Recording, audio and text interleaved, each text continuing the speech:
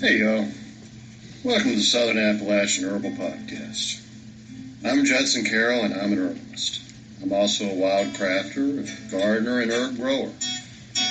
I'm coming to you from high atop the beautiful Blue Ridge Mountains of North Carolina, just a stone's throw from the Tennessee line, overlooking the Thistle National Forest. Absolutely surrounded by the bounty of God's green earth. I spent most of my life wandering these mountains and learning about plants from the old-timers and all sorts of characters. On this show, we'll talk about herbs and how to use them, how to find them, how to grow them, how to make preparations. We'll talk about a lot of things. We can also talk about permaculture, homesteading, foraging, and living off the land. Most anything, really. You can email me at southernappalachianherbs@gmail.com if you have a question or a comment. You can also contact me through the Grow Network, where I'm a regular contributor and a moderator for the forums. And my blog is, of course, southernappalachianherbs@blogspot.com. All right, y'all. I'm going to sit my guitar down and let's talk about herbs.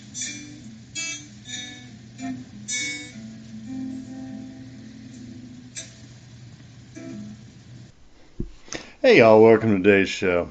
Well, happy St. Patrick's Day. You know, being a Carol, I have to acknowledge my Irish heritage on this day, and it's really interesting because, growing up in the mountains of North Carolina, it's mainly Scots. It's mainly Scottish folks, Scots-Irish or just pure Scottish. I think being Irish was really the exception. But on St. Patrick's Day, every year, the local public radio station, WNCW, which is fantastic, by the way. It really is the best public radio station I've ever heard. Yeah, they're left-leaning, but those folks know music. Out of Spindale, North Carolina. My musical horizons were so broadened listening to that as a teenager and growing up. Everything from jazz to the Grateful Dead to bluegrass. They have a show devoted to just about everything.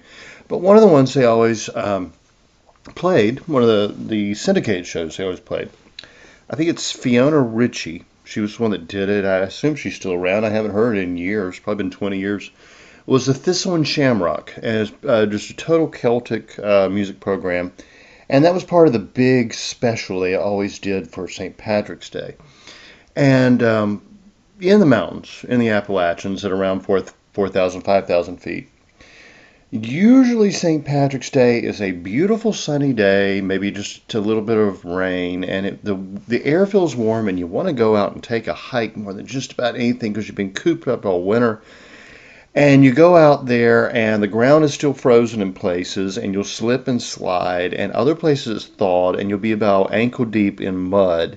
So that's what I always think of when I think of St. Patrick's Day, is going out on those hikes and then coming home and having some good potato soup. I've given you my potato soup recipe before. It's in my cookbook, Omnivore's Guide.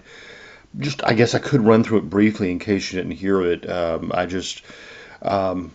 It's potatoes, it's onions, it's leeks if you have them on hand, chives definitely. Caraway seed is definite. Garlic, some chicken stock, a little bit of beer, and just cook your potatoes, mash them up, put your stock and your herbs in there, salt and pepper to taste, a little bit of beer, and milk. Whole milk is what I usually use, but of course you could use half and half if you wanted to be, have it a little richer, but I usually just use whole milk and both butter and bacon fat, and also chop bacon into it. So it's a very rich, hearty potato soup. But of course, if you like corned beef and cabbage, it's not really technically an Irish tradition, but it's an Irish-American tradition. That's just fine. A good dark beer like a Guinness is always perfect for St. Patrick's Day. But it reminded me of that show, The Thistle and Shamrock, and which was really good. That was really informative for me, listening to Celtic music as a teenager and everything. Such fantastic bands. I listened to everything from Leahy to the Battlefield Band, Oh, more, older bands, newer bands. I grew up on the Pogues, being a punk rock fan from a young age. The Pogues really resonated with me. But I also got to know Natalie McMaster, Cape Breton fiddle player. Probably first hearing her on the show and then meeting her a few times in concert. And didn't know her well. Actually knew her mother much better. Her mother and I used to exchange recipes when, when email was new to us. Um, we got in touch. I was like, you may remember me from a concert. I was hanging out with Natalie, and she married. I cannot remember his name. He was from Leahy, and what a great match. And they have a bunch of kids, and I'm just so happy for them. But and like I said, we were never close or anything. But I'm telling you, at about 16, 17 years old, that girl was drop dead gorgeous. I will never forget the first time seeing her. She came out on stage and she was wearing bright, shiny blue pants. I remember the pants were just like reflecting the sunlight. And she had the wavy, curly blonde hair and started playing that fiddle. I think it was a white top, a ruffled white top, if I remember correctly. And she would step dance as she played. And I mean, my jaw was on the floor. I mean, we're about the same age. And I was backstage, and I'm standing there with other musicians, and everybody's jaw was on the floor. She was dancing like crazy, and I mean, one tune, the entire fiddle was white from rosin. I have never seen a more dynamic performer in my entire life. She was the Jimi Hendrix of the fiddle. And of course, I fell in love with her immediately and followed her around like a puppy for a while until she got tired of it. But her mother was really nice, and we exchanged recipes for several years. And but what brings this to mind today, let me just bring my thoughts all around. The wild plant we're going to talk about is bull thistle. Now, bull thistle, we're talking about the thistle and shamrock. The thistle is a Celtic symbol, specifically Scottish. That's really one of the first wild edibles I look for in the spring in the mountains. And all the thistles are medicinal. I've done a whole show on medicinal thistles. I won't even try to bring them up because there are like literally dozens. And I went through, from blessed thistle to milk thistle. But bull thistle is really common, really common. The herb we're going to get into today is from my book Medicinal Weeds and Grasses, and it's actually very appropriate as well. It's English ivy, now considered a weed. People don't want you to plant it, but the ivies, of course, are very important in Celtic and Anglo-Saxon and Norman lore as well. So we'll start with the bull thistle, and this is, like I said, super common. Before I get into it, I should remind you I'm going to do a plant walk in Pinehurst, North Carolina, in probably about 3 weeks. I'm waiting for the mullein to come up, so if you're interested in that, email me judson@judsoncarroll.com. I'll get you the exact date. We'll do it on a weekend. Try to make it convenient for folks. Got a few people already wanting to sign up for it. Looking forward to it. We won't see a lot of thistle around here. The bull thistle is much more of a mountain and foothills plant. In fact, probably grows more heavily around Hickory, North Carolina than anywhere else I've ever seen it. But it's in all the pastures up here. There are already many medicinal plants coming in. In fact, I was driving. I had to go back and forth between the mountain and the sandhills in the past week, and I'm going to have to do it again, I think, probably tomorrow. But I was looking at all the plants already coming in. We're having a very early spring. The red bud trees are blooming.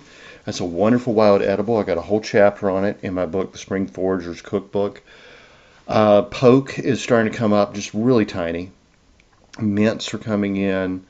The bugleweed is just beginning to send up its flowering shoots. There's a lot of stuff already coming in, actually. The tulip trees, the tulip magnolia has actually already come and gone with its blossoms. The dogwoods haven't opened yet. I'm starting to see a few azaleas open.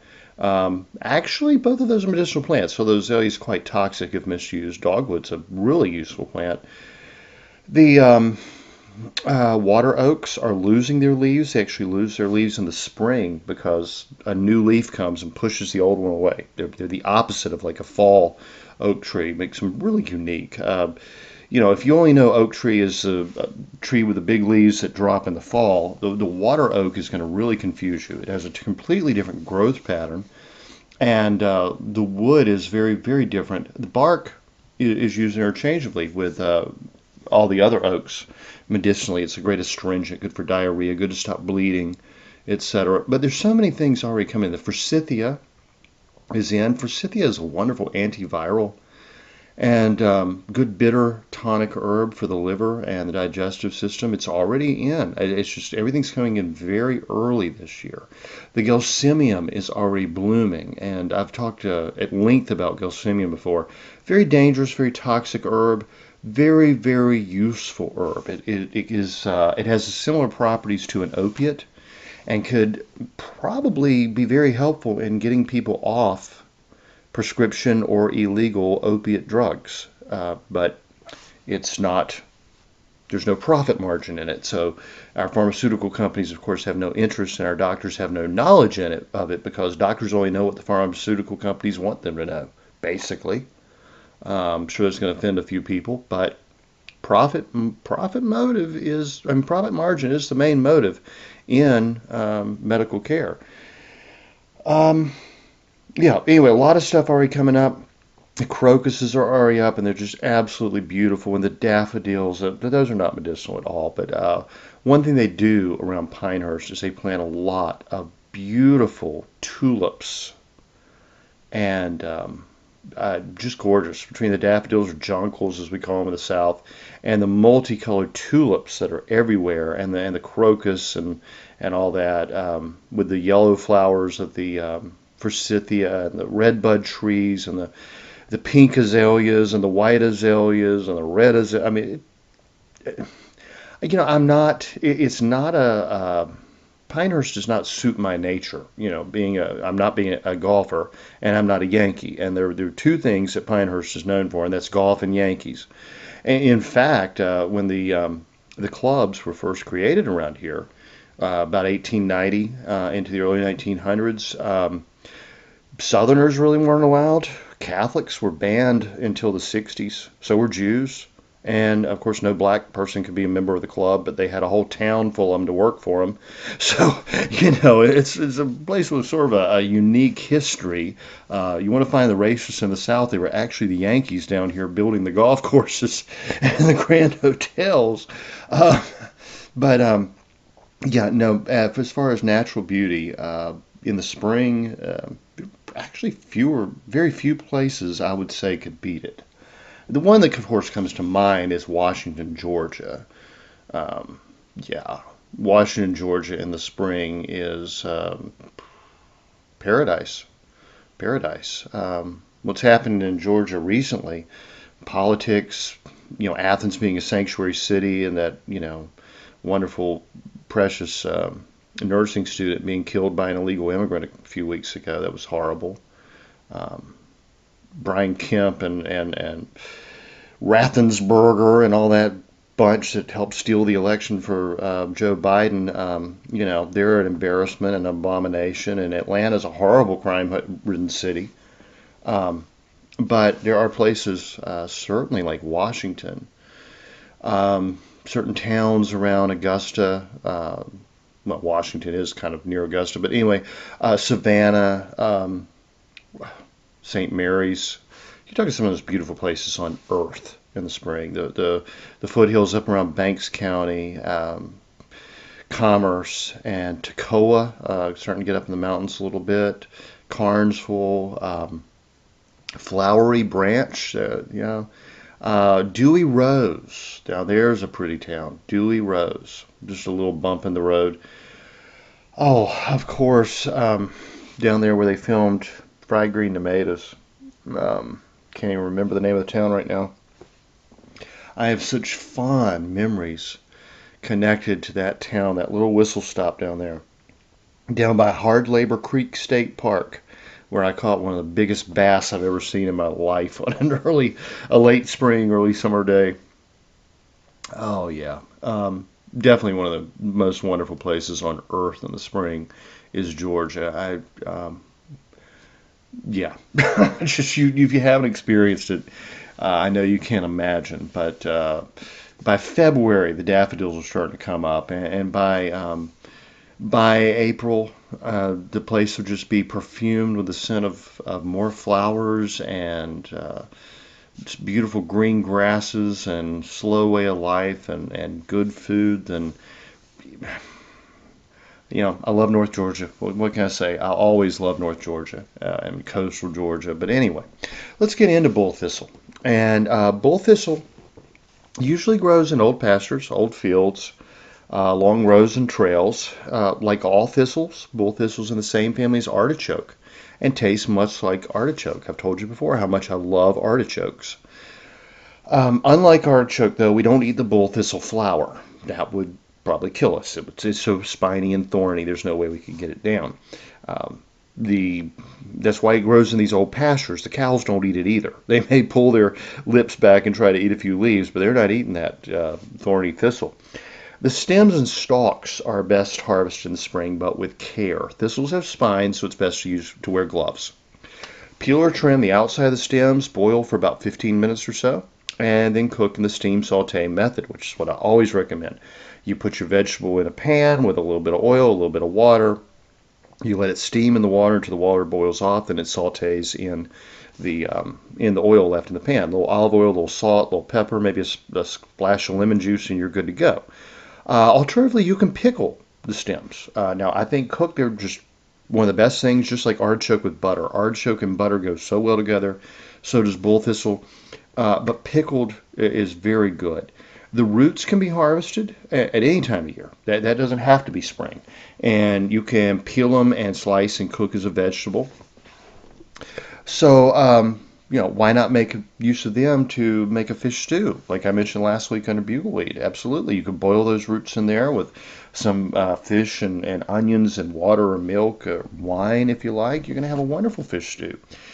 If you pack in some meat, or when you're going camping or backpacking or foraging, or maybe take a couple of small birds while you're out there. I like to hunt a little bit and fish a little bit while I'm out.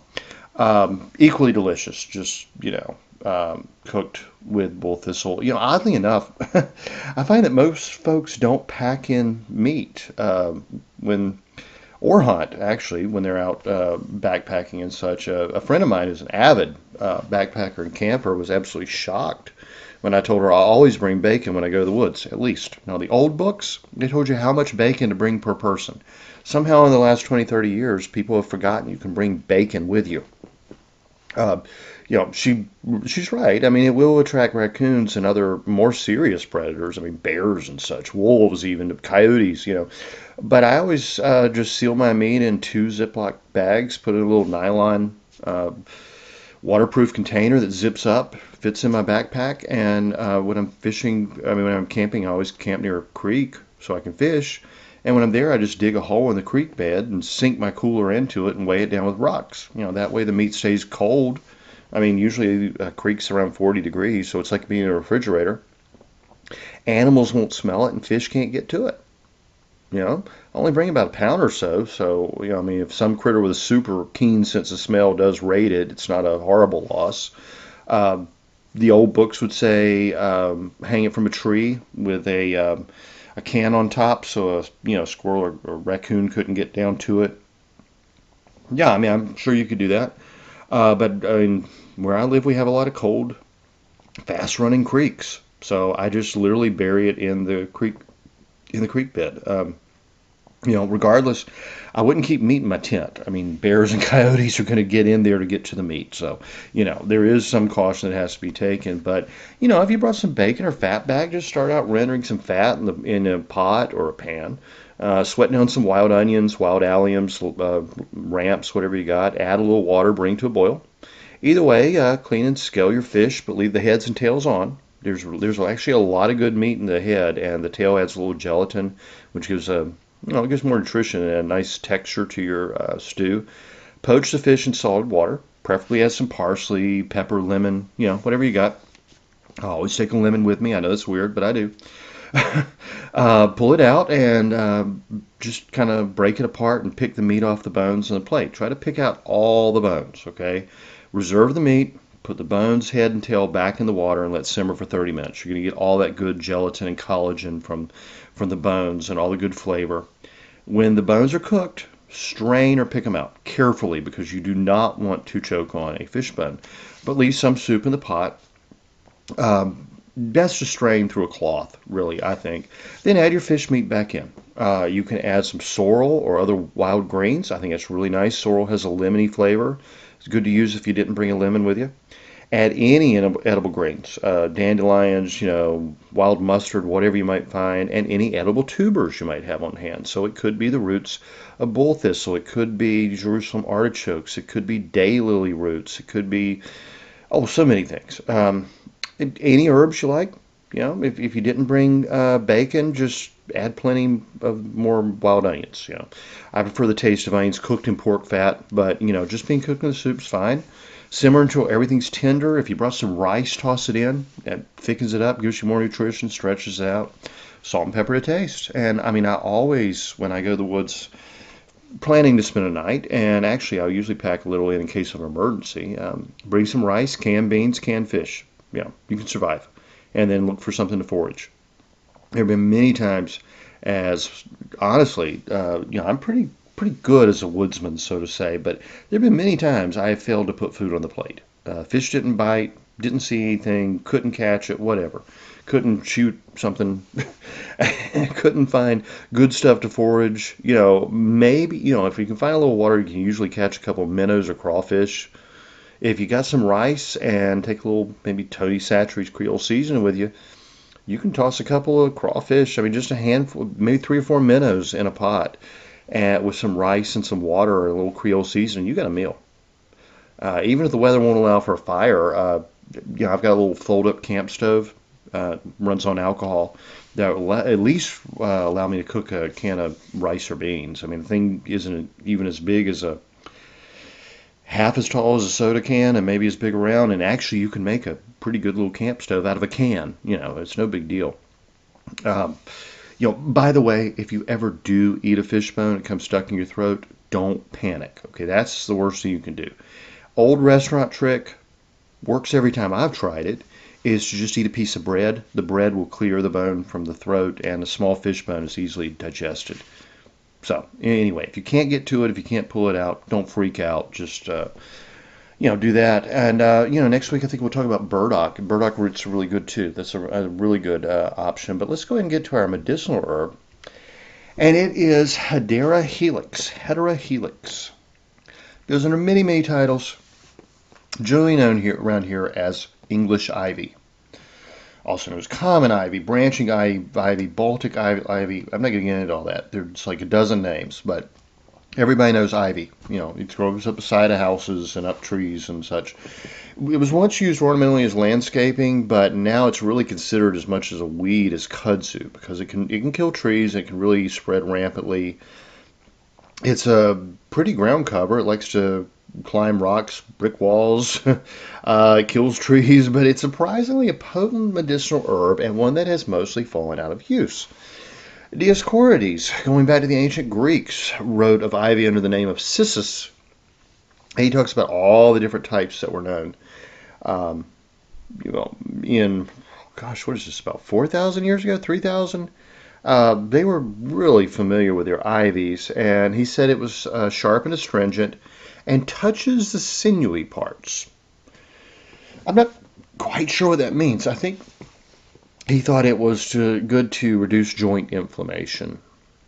He said the flowers, as much as one can take of them, and up to 3 fingers taken in a drink of wine are good for dysentery. But, again, we don't know how big his glass was. And ivy can be somewhat toxic. So I'm giving you this more for historical background. We'll get into some more, specific indications here in a minute.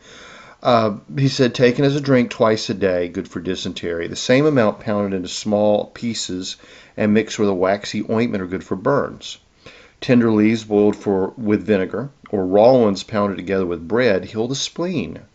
The juice from the leaves and berries with Orinium, it's another herb, Honey and saltpeter, which is potassium nitrate, something we use now more in sausage than in medicine. It's a great preservative. It is poured into the nostrils and is good for sores on the head. The head moistens with this juice, combined with vinegar and rosacea, rose oil. Cures sore purulent ears, so it's good for ear infections. The juice and clusters of fruit taken as a drink cause sterility, and taken in a great amount trouble the mind. As I said, this one has some toxicity to it. 5 berries, and actually our common English ivy rarely bears berries. There's a berry-bearing variety and a non-berry bearing variety, a sterile one that's used more in landscaping. But in its natural state, you would see both. Good for ear during toothaches, lessens the pain. Dyes the hair black. It was actually used as a hair dye. The leaves being boiled are laid as a poultice on any sort of ulcer, that's an ulcerous wound, and cures sunburns and very bad wounds. And that's actually a really common use in early America for ivy, was for sunburns and other types of burns. Cluster of berry, pounded fine and given as a pessary. It's sort of a vaginal enema, essentially. A douche, that's the word I'm looking for. Induce menstrual flow. A teaspoon taken as a drink after a woman's cleansing hinders conception. I don't know. The stalks of the leaves moistened with honey could expel menstrual flow, and the juice purges away the stinking smell in the nostril and their rotten ulcers. So what that actually means is good for sinus infections. The oozing, I don't know what cissus is, but that's what he called. Never mind. It could also be used. He uses a bunch of words here that are a little antiquarian, I guess, but it would also be used to remove hair. And rubbed in, it kills lice. The juice from the roots, taken as a drink with vinegar, helps those bitten by harvest spiders. I have no idea. I don't even know what a harvest spider is. I hope I never encounter one. I'm okay with spiders. I'm not one that gets freaked out by spiders, but I'm also not one of those that keeps them as pets or anything. You know what I mean? It is also called, well, we don't need to get into all the many names that all the people in that region called it, but yeah, I mean, it's important to notice that he was talking about one of the two types, essentially, of hetera, which is the berry bearing, I guess I should say one. Gerard explains that there were two types. This is 1500s England, and that one is barren, and that's the one we use more in America, at least where I live, as an ornamental. He said, the greater ivy climbeth on trees, old buildings, and walls, and the stalks thereof are woody, and can be so great as it seems to be a tree. Well, it's very true. By the way, I make baskets out of ivy. It's if you ever see a place just overgrown with ivy, maybe you want to get some for medicinal purposes. But if you go in the winter and pull up the vines, they're fantastic for basket weaving. Really nice to work with. I put them in, make like a big wreath of them and hang them up to dry, and then put them in, let them steep in boiling water for several hours. And then you could strip the bark off of them, and they're nice and white. Or you can leave the bark on, and they look real good either way, I think. They make very, very nice baskets. Sort of like the old honeysuckle baskets that the Cherokee make, but not quite as fine as honeysuckle, I would say. But really very useful. And, somebody may even pay you to pull up a bunch of ivy, because it really can get out of control. But he talks about the ivy we know, to start with. And then he said there's another sort of ivy that bringeth forth white fruit, and some call it whatever. Another one has blackberries, and Pliny mentioned it. So he mentions, of course, that Dioscorides was writing of the one that bore fruit. He says of the barren ivy, though, the one that we use, is not much unlike to the common ivy aforesaid. So he was saying it was pretty much interchangeable, except we don't have the fruit on the one that doesn't bear fruit. Of the virtues, he says the leaves of ivy, fresh, green, and boiled in wine, do heal old ulcers, and perfectly cure those that have venomous and malicious quality joined with them. Now, what does he mean? He means infected ulcerous wounds. Okay. And are a remedy likewise against burnings and scaldings. Remember, this is Elizabethan English. I got to make it simple. I've actually had people complain that reading some of my articles in which I quote some of the old herbalists is difficult because I haven't explained enough what the Elizabethan writers were saying, which was kind of odd. I mean, didn't we all study Shakespeare in high school? It's not that hard. But moreover, the leaves boiled with vinegar are good for such as have bad spleens. The flowers or fruit are of more force, being finely beaten and tempered with vinegar, especially used as they are commended against burnings. The juice sniffed or drawn up the nose doth especially purge the head, stayeth the running of the ears that have been of long continuance, and healeth of old ulcers in the ears and also in the nostrils. But if it be too sharp, it is mixed with the oil of roses or salad oil. So you could mix this with any kind of oil to make it not sting, essentially. And then it was good for sinus congestion and running ears, which can be very troublesome. The gum that is found upon the trunk or body of the old stock of ivory killeth nits and lice. So the gum or sap was good as a vermifuge. Well, not vermifuge. To kill lice. There's a word for that. It's not coming to me. And taketh away the hair. It is of so hot a quality that it doth obscurely burn. In other words, it would burn your skin. So you want to be careful with that. He said it was mixed with a liquor, a waterish liquor. Anyway, they sort of made like a tincture of it for that purpose.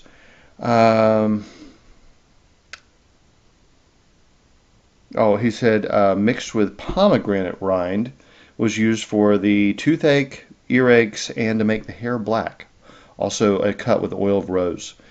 Ivy of our time is seldom used. So even in the 1500s, people had kind of stopped using ivy very much.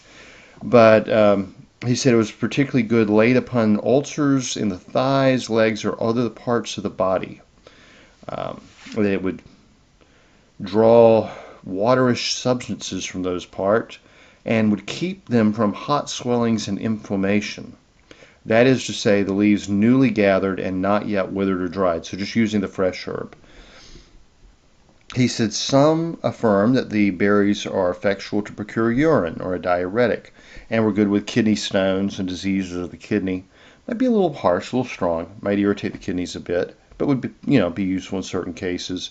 And the leaves laid to steep in water for a day and night space help sore and smarting waterish eyes if they be bathed with the water wherein they have been infused. So a simple infusion of the leaves in water was used as an eye wash. Now, about 100 years later, Culpeper said that the flowers drank twice a day in red wine helps the lascan bloody flux. So we're talking essentially bloody diarrhea, essentially as an astringent. It is an enemy to the nerves and sinews, being taken inwardly.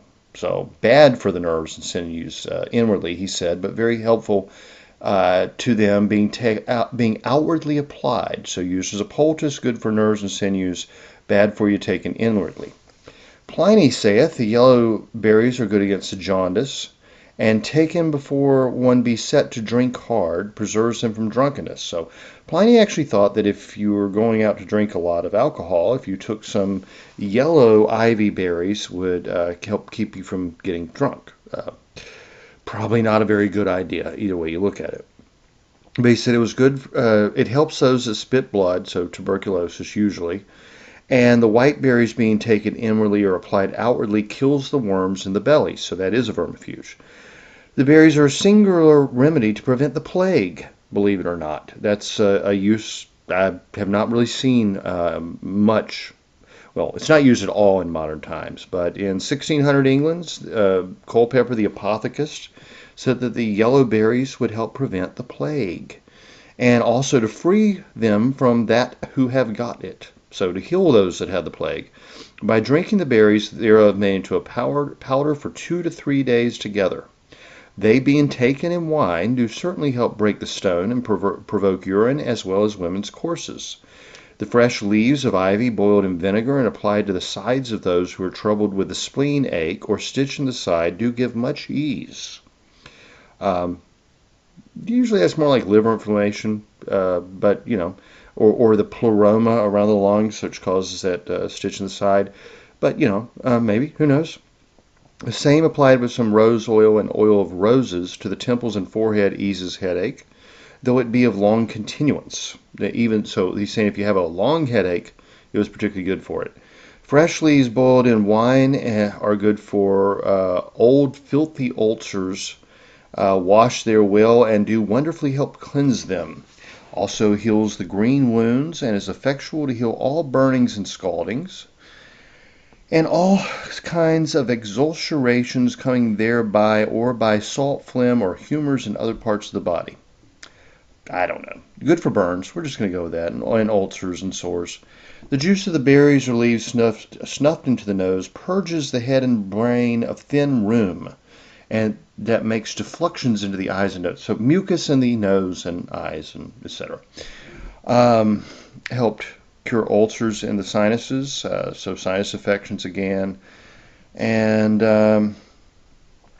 those that are troubled with the spleen shall find much ease by continual drinking of a cup made of ivy.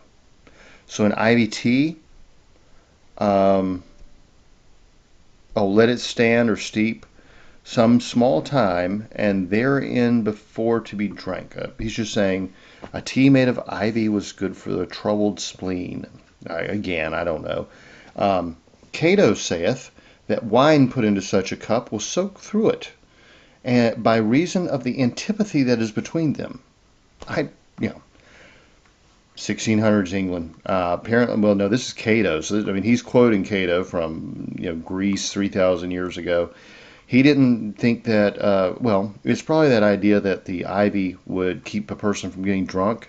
He thought that wine was actually repelled by ivy. Probably a little superstition there. He says, there seems to be a very great antipathy between wine and ivy. For if one hath got a surfeit by drinking of wine, that means if one's drunk, his speediest cure is to drink a draught of that same wine, wherein a handful of ivy leaves, being first bruised, have been boiled. So apparently ivy, English ivy, regular common ivy, was considered a cure for drunkenness and hangover and all that. Pretty bitter. Maybe it stimulated the liver. You could. Old bartender's trick that we talked about before is if someone's drunk, give them a shot of Angostura bitters and it sobers them up. It stimulates the liver very quickly. And it was probably used in the same way. But again, we don't, ivy's not used by any herbalists that I know of now, which is a shame because it does have some good uses. By 1930s, Miss Grieve, actually, after going very into detail describing the plant, talks about the medicinal use of ivy, but also a lot of interesting lore. Ivy was often planted, it was given to newlyweds and planted, sought to bless a wedding in a household. Very interesting.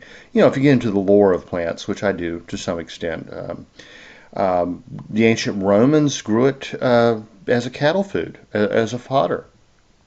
It has a lot more uses than we really think of it. And speaking of it being a cure for drunkenness and hangover, she says that in ancient times, in former days, as she said, English taverns bore over the door the sign of an ivy bush to indicate the excellence of their liquor, saying, "Hence good wine needeth no bush." In other words, the wine was good in that establishment, and you wouldn't need ivy to cure your headaches and your sickness.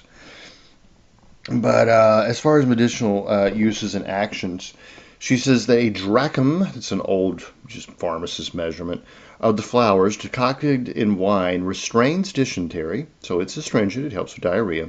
And the yellow berries are good for those who spit blood and is good against the jaundice, so it does have an action on the liver. To remove sunburn, it is recommended to smear the face with tender ivy twigs boiled in butter.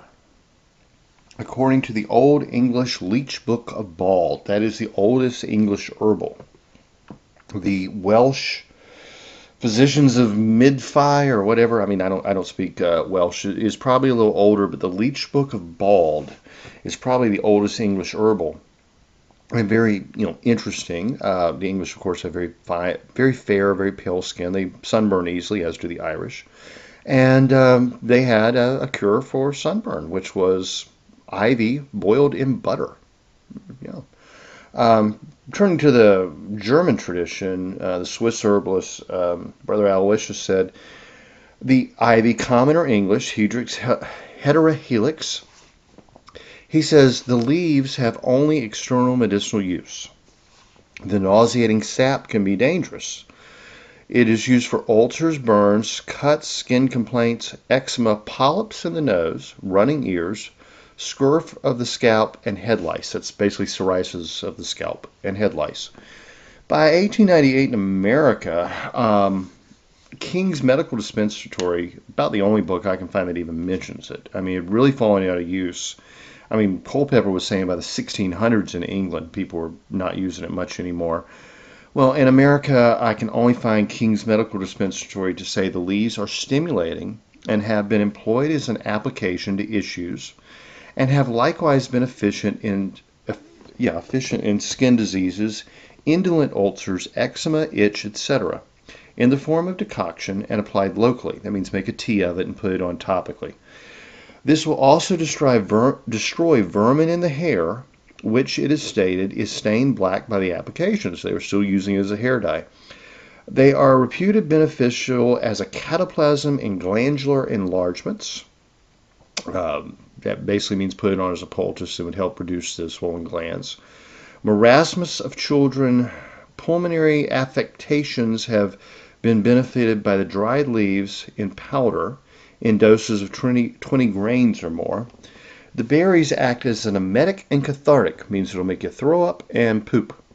Okay, they're purging, they're a purgative, and were formerly esteemed in febrile affections. It means they were thought to help in fevers, having been supposed to possess sudorific values, calming or sedative essentially. Associated with vinegar, they were considerably used during the London Plague. So that's how they were used in the plague.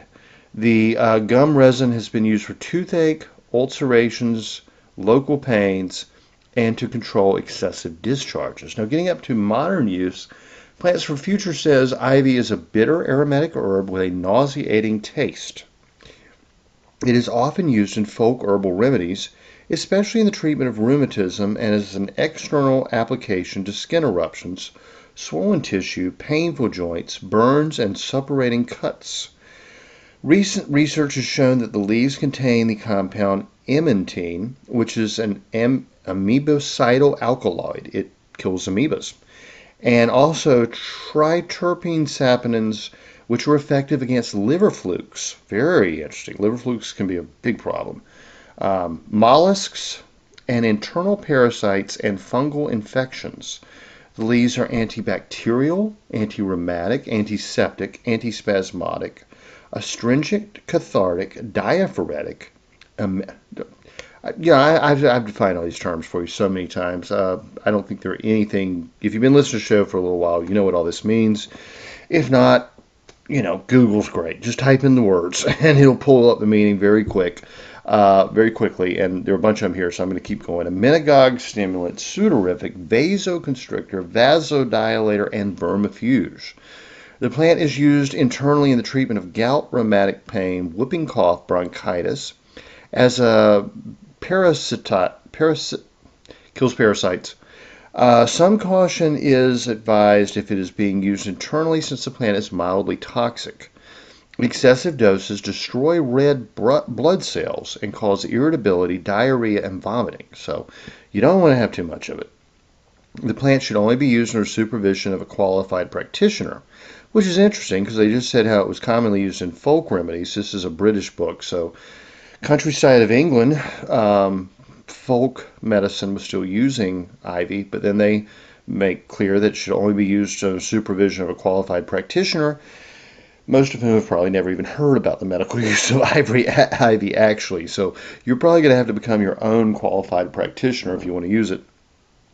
An infusion of the twigs and oil is recommended for the treatment of sunburn. So, I mean, from the Leech Book of Bald to Plants for a Future, written maybe 10 years ago, still used for sunburn. They were just doing it in oil instead of butter.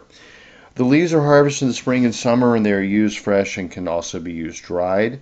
Known hazards. The plant is said to be poisonous in large doses, although the leaves are eaten with impunity by various animals without any noticeable harmful effects. Very true. Deer love it. Big patch of ivy around here. Often go and find, 10, 12 does just, laying around in the ivy on a summer afternoon eating the leaves. And I just leave them be. They're peaceful, they're at peace, and they're happy, and maybe I'll sit there and watch them for a few minutes, and I just go on, and they're kind of used to me. They don't jump up and run away.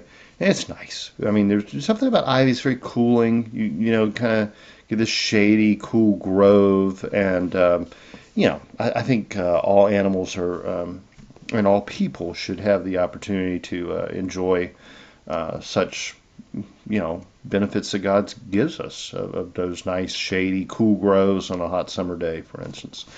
So anyway, the leaves and fruits contain the saponic, it means saponin, glycoside heterogenin, which if ingested can cause breathing difficulties and coma. You could even go into a coma if you had too much of the sap, I guess. The sap can cause dermatitis with blistering and inflammation. This is apparently due to the presence of polyacetylene compounds. Now, Botany in a Day doesn't give all the technical details that they just did, but says that it has been used externally to treat dermatitis, inflammation, and burns. Ivy has been used internally to expel parasites and to treat gout, rheumatism, and bronchitis, but caution is advised as the plant is mildly toxic, probably due to the triterpene saponins. So saponins are soap-like substances. They can also kind of mimic certain hormones. Anything that contains saponins really shouldn't be eaten. Like the root of true yucca, not the yucca that they prepare in Argentina and in certain South American cuisines, which is absolutely delicious. But the yucca plant, the Spanish bayonet plant, has a lot of saponins. Plants like that, they'll cause a soapy foam when kind of crushed and mixed with water. They foam like soap, and they're great for washing your hands and such. So you can usually stun fish and be used in a survival situation, which is totally illegal, but shouldn't be consumed because they can make you very, very sick and be very dangerous. So y'all, I guess it's going to wrap this one up. Like kudzu, I'm very fond of ivy. I have a slight allergy to it. There's sort of like a dust that will collect on the leaves, and it tends to set off my allergies. But like I said, I collect quite a bit of it in the winter. In the summertime, most vining plants are at their weakest. So when you start to make a basket out of them, the vines will break. If you harvest them in the winter, the saps out of them, they're toughest. And then they're like almost leathery, when you're weaving with them. So that's mostly how I use ivy. And kudzu, kudzu's so edible, I use it a lot more. Wisteria, certainly. I have an allergy to wisteria. Wisteria is slightly toxic. I harvest ivy and wisteria in the winter to make baskets and such with, but very good medicinal plant, I would say, especially for sunburns and such. Used externally. Caution used internally, definitely. But, if we were in a survival situation and you were looking for a good cure for head lice, which could, be a big problem very quickly, ivy. Ivy sounds like it'd be fantastic. I haven't used it for that purpose, but I bookmarked it especially for that. But anyway, y'all, And I guess if you need to sober up quickly, you can follow some of the English advice. But but anyway, y'all have a good one. Remember, email me if you're interested in the plant walk in Pinehurst, and listen to some good Celtic music on St. Patrick's Day, and go out and look, maybe find some bull thistles and enjoy that with some butter. I do think that's a fantastic combination. So I'll talk with y'all next time. Have a good one. The information in this podcast is not intended to diagnose or treat any disease or condition. Nothing I say or write has been evaluated or approved by the FDA. I'm not a doctor. The U.S. government does not recognize the practice of herbal medicine, and there is no governing body regulating herbalists. Therefore, I'm really just a guy who studies herbs. I'm not offering any advice. I won't even claim that anything I write or say is accurate or true. I can tell you what herbs have been traditionally used for. I can tell you my own experience and if I believe an herb has helped me. I cannot nor would I tell you to do the same. If you use an herb anyone recommends, you are treating yourself. You take full responsibility for your health. Humans are individuals and no two are identical. What works for me may not work for you. You may have an allergy, a sensitivity, an underlying condition that no one else even shares and you don't even know about. Be careful with your health. By continuing to listen to my podcast or read my blog, you agree to be responsible for yourself, do your own research, make your own choices, and not to blame me for anything ever.